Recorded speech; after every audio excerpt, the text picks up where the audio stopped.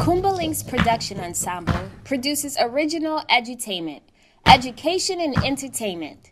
These established and emerging artists combine their love of hip-hop and dedication to social justice with urban narratives that explore culture, spirituality, social responsibility, and cross-cultural understandings.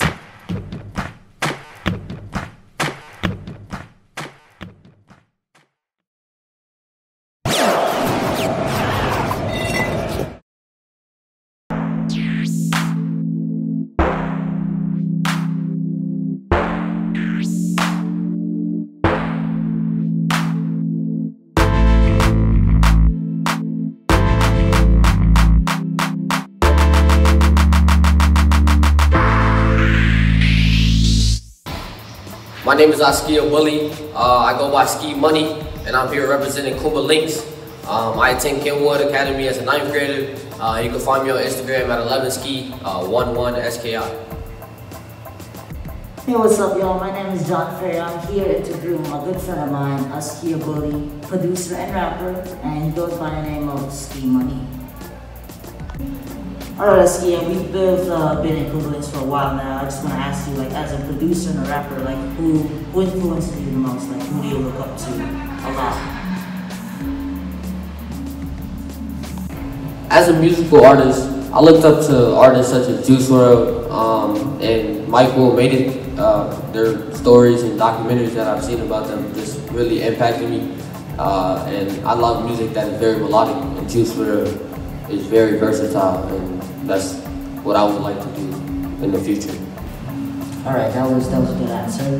Okay, next question is, since we're out of school and our program is kind of weird with that, with virtual, how did COVID-19 affect your creative process? Like, was it better, or was it kind of getting slower as as we've been at home a lot most of the time?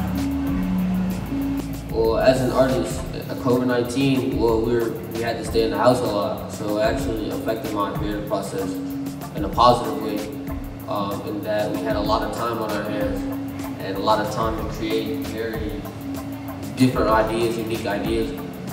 Since we're basically trapped, there's other things you have to put your mind to, use your imagination.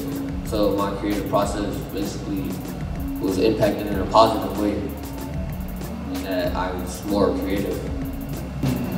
Yeah, I mean, since we're in COVID a lot, I feel like creative process will definitely hit a lot. I think positively towards writers and beat producers and whatnot. All right, next question is, with what's going on in the United States right now with all of this Black Lives Matter protests and death of George Floyd and Breonna Taylor, how do you feel about the Our campaign in Chicago, which is the Defund the Police campaign? Because I know it's been a lot of talks in a lot of different schools over the years, so just want to get your thoughts on that. Well, John, I think it's very important. This campaign is very important because in Chicago, it's been shown that police are not very effective in situations of duress. They actually cause more duress. So defunding the police and spending more money on schools is in basically teaching kids about what the history of policing and whatnot. That's more putting money towards that is actually more helpful towards the city. Spending more money on police just means more money on prisons and things of that nature. So it's just better that we defund the police, because putting more money towards them means militarizing them, which means more harmful. This is more harmful to the black and brown communities, and whatnot. Yeah. All right, that was really good. But yeah, no, it's always an ongoing discussion with the defund the police campaign. And I feel like we should. There's too much funds going over to them and instead of schools, which should be the other way around. All right, last question is, you're gonna be a 9th grader in Kenwood Academy. How do you feel about going back to schools? And there's also discussions of police officers called SROs in schools. So how do you feel about that as well? So basically, how do you feel about coming back to school, and how do you feel about police being in the school? To answer your first question about how do I feel going back to school, well, it's my first year of high school, so I'm incoming freshman, so I've never really experienced a high school environment. So it would be cool to get that, Well, I am understanding of that, like how it can impact your family members and people around you if we did attend school, and it's not very safe. So I'm understanding about that. And about SROs in high schools, I think that it causes, like I said, it causes more problems when you have police in high schools, because they're not actually like stopping the real problems in the school. Like that's really like when it's really problems in the school, they really contribute to them.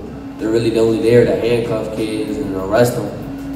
And like, how do you think that makes a high schooler feel that they have to walk around all day in a building with a police officer? When we already outside of school, they already see what police officers do.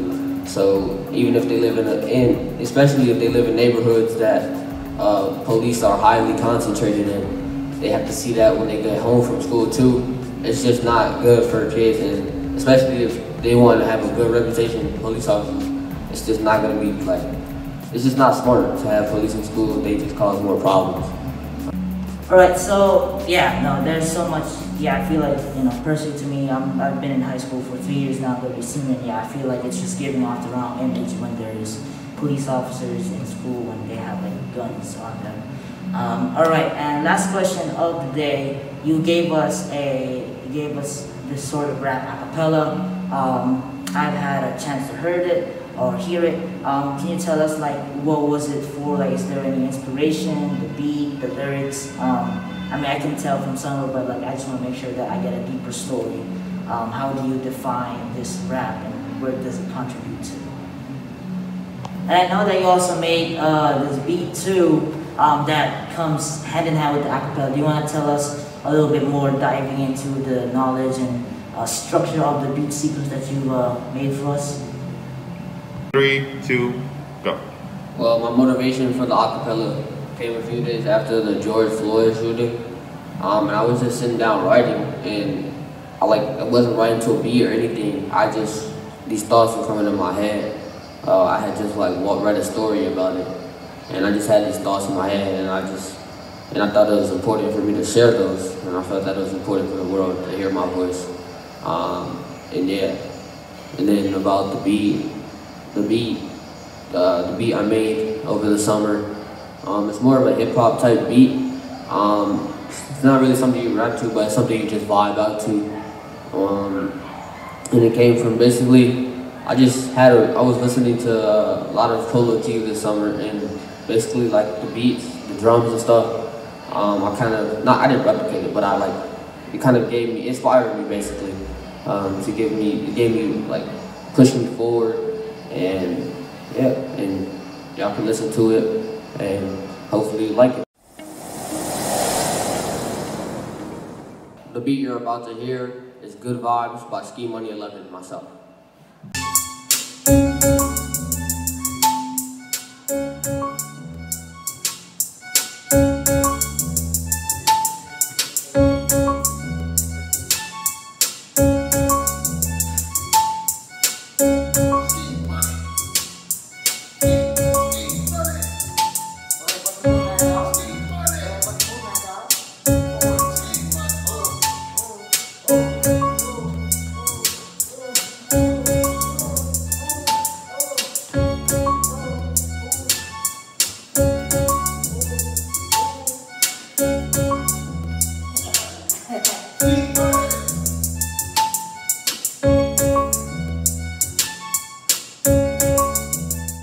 And that was Good Vibes by Ski Money, aka Askia Bullie from Kuumba Lynx.